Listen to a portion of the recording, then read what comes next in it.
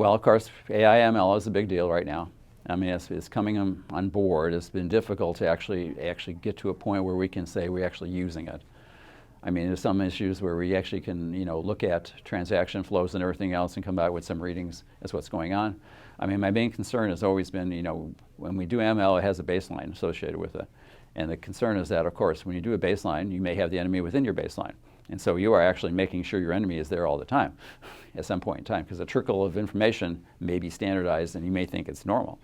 And so there's always a question of that. There's also the question of when we're going to actually have a stable network. And that's difficult because everything changes on the network, especially when we get to software-defined networking now and everything else. It's going to be more complex to figure out what is an incident within the network. And so we have to look more at zero trust architectures and everything else to see what we actually can do with that, as opposed to actually monitoring the network to death.